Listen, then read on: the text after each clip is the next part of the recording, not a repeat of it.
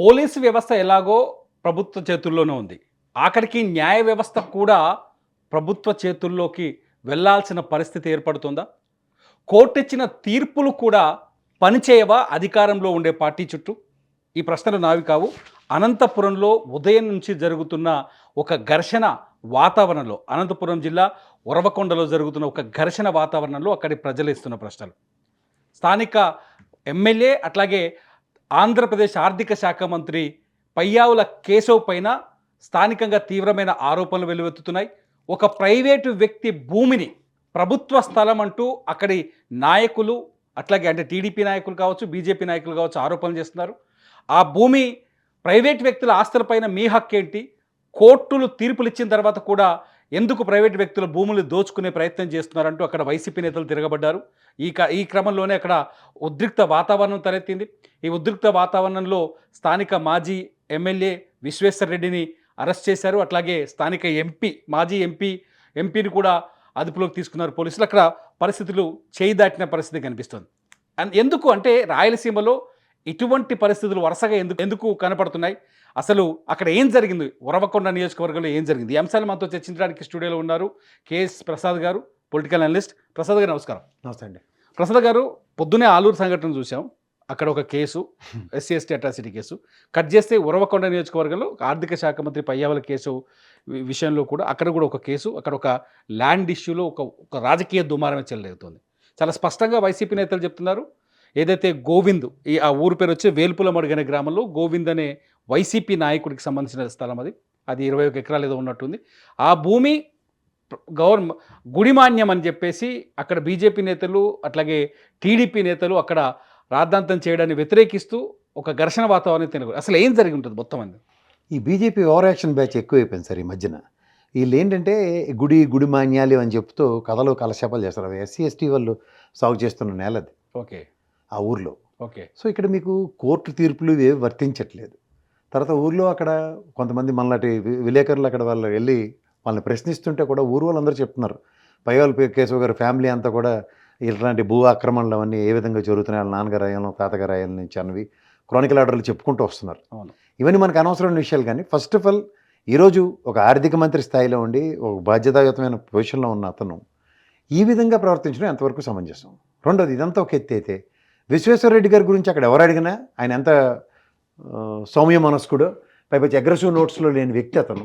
అలాంటి వ్యక్తి మీద దౌర్జన్యకంగా డైరెక్ట్ తీసుకెళ్ళి అరెస్ట్ చేయడం అని అంటే రాస్తా రోకలు నెక్స్ట్ గరావుల దాకా వెళ్ళాయి. అక్కడ ఉన్న ఎంఆర్ఓ ఆఫీస్ దగ్గరికి వెళ్ళారు. వీళ్ళు ఏం చేస్తారంటే అది గవర్నమెంట్ భూమి కాదు, ప్రైవేట్ భూమి, మీరు ఎలా గవర్నమెంట్ భూమి అంటారు? హైకోర్టు ఆర్డర్ కూడా క్లియర్గా ఉంది. That's what I'm saying. ఇవాళ మనకి మీరు ఇందాక ఇంట్రడక్షన్లో చెప్పినట్టు న్యాయ వ్యవస్థ పరిరక్షణలో కూడా మనం లేని దౌర్భాగ్య స్థితిలో ఉన్నప్పుడు ఏ చట్టాన్ని నమ్ముకోవాలి, ఏ వ్యవస్థను నమ్ముకోవాలి? నాకైతే అర్థం కావట్లేదు. ఇక్కడ ఇంత బుల్డోజింగ్ ఏంటి? ఇప్పుడు ఉదాహరణకి రికార్డులు ఏవో మార్చేసి ఇది గవర్నమెంట్ ల్యాండ్ లేదంటే ఇది మాన్యం ల్యాండ్ ఏదో చెప్పారు అనుకోండి, 5 సంవత్సరాల తర్వాత వీళ్ళు ఏమన్నా శాశ్వతంగా ఇది వస్తుందా? అసలు పయ్యావుల కేశవ్ గారు లక్కీ మస్కెట్ కథ ఉంది. ఆయన గెలిస్తే తెలుగుదేశం ఓడిపోతుంది, గవర్నమెంట్ ఉండదని. ఈసారి రివర్స్ అయింది. ఇవన్నీ గమనిస్తే అసలు ఈ first of all MRO office దగ్గర జరుగుతున్న ధర్నాకి ఎంఆర్ఓ గారు ఏం సమాధానం చెప్తారు చెప్పమనండి? Obviously cannot contradict those records కదా. అవును. రాత్రి జరిగిపోయే దౌర్జన్యాలు కాదు కదా. అవును. అయితే సరిహద్దులు మార్చేసి ఒక 1/2 ఎకరం 1/4 ఎకరం కబ్జా కాదు కదా, 21 ఎకరాలకు సంబంధించిన ల్యాండ్ అది. ఇంకొన్ని ఆరోపణలు కూడా ఉన్నట్టున్నాయి ఇటువంటివి సేమ్. అవి కంటిన్యూస్గా జరుగుతున్నాయి. అవన్నీ చెప్తున్నాను కదా, ఇది తవ్వుకుంటూ పోతే 100ల కొద్దీ వస్తాయి బయటికి. ఓకే. సో ఇది కాదు కదా ఇష్యూ.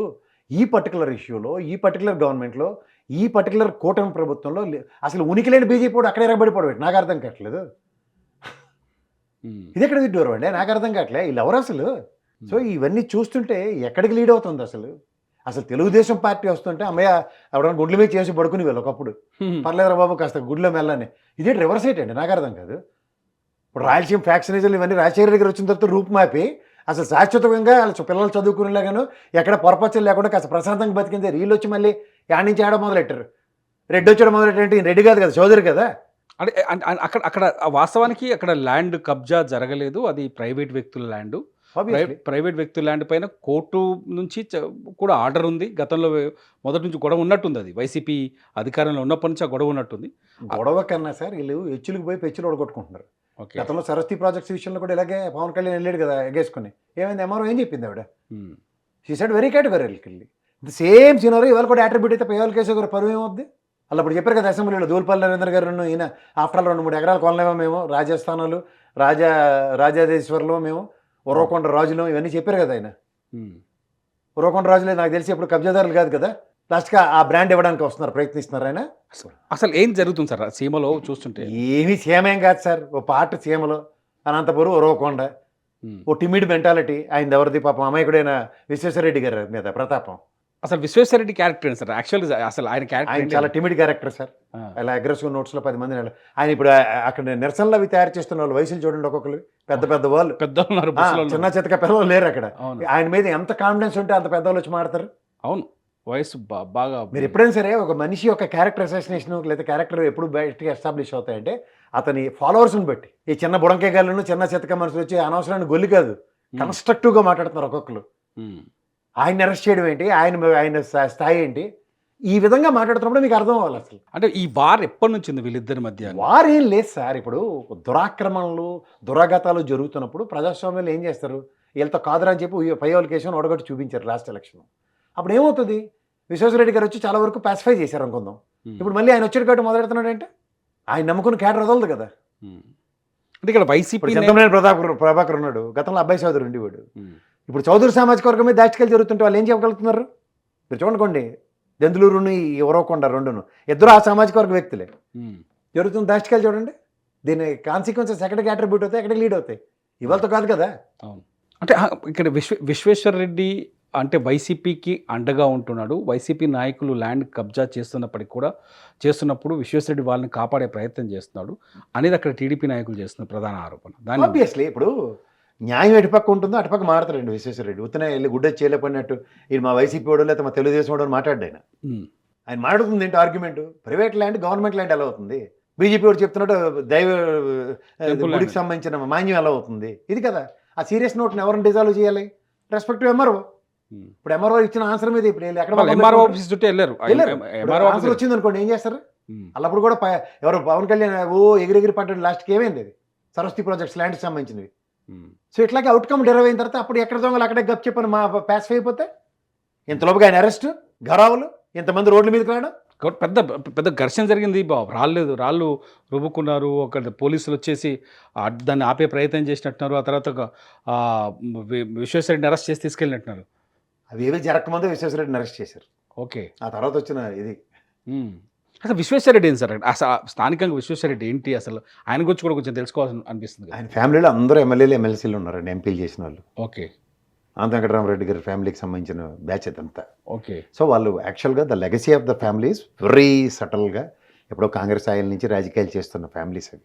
ఓకే, సో వాళ్ళ అగ్రెషన్ లేకపోతే 10 మందికి ఉపయోగపడని తత్వం ఎక్కడా లేదు. ఓకే, కాబట్టి ట్రాక్ రికార్డులు చెక్ చేసుకోండి. వాళ్ళకి ఇలాగా జనసేన పార్టీలో ఆవిర్భవించిన పుష్పాలు కాదు కదా, అయితే తెలుగుదేశం ఆచ్ఛేదంతో గెలుస్తున్న బీజేపీ బ్యాచ్ కాదు కదా.